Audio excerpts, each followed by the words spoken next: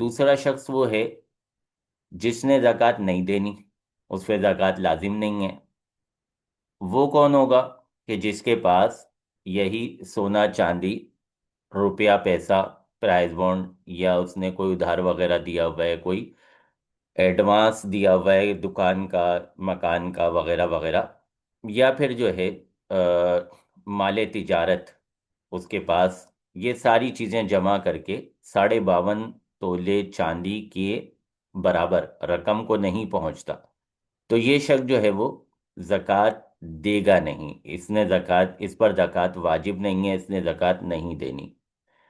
اس کے بعد تیسرا شخص وہ ہوتا ہے کہ جو زکوٰۃ لے سکتا ہے، جس کو ہم شرعی فقیر کہتے ہیں۔ اس کا نصاب چیک کرنے کا طریقہ تھوڑا سا مختلف ہوتا ہے۔ اس کو یہ دیکھا جائے گا کہ اس کے پاس جو چیزیں موجود ہیں، سونا چاندی،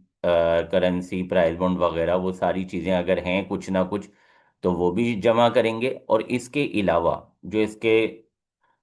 پہننے برتنے کے لیے، زندگی گزارنے کے لیے جو سامان ہے، وہ سامان بھی دیکھا جائے گا کہ وہ سامان اس کی ضرورت کے مطابق ہے یا ضرورت سے زائد ہے۔ جو ضرورت سے زائد سامان ہوگا اسے بھی جمع کر کے شمار کیا جائے گا کہ یہ 52.5 تولے کی قیمت کو پہنچتا ہے یا نہیں۔ اس کی مثال بہار شریعت وغیرہ کتب فقہ میں یہ بیان کی گئی، مثال کے طور پر ایک شخص نے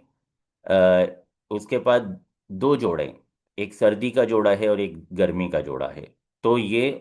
اس کی ضرورت ہو گئی، لیکن اس سے زیادہ جتنے جوڑے ہیں اس کے پاس، سوٹ ہیں اس کے پاس، جتنے زیادہ کپڑے ہیں اس کے پاس، یہ ضرورت سے زائد ہیں، ان کو یہاں پہ جمع کیا جائے گا۔ اسی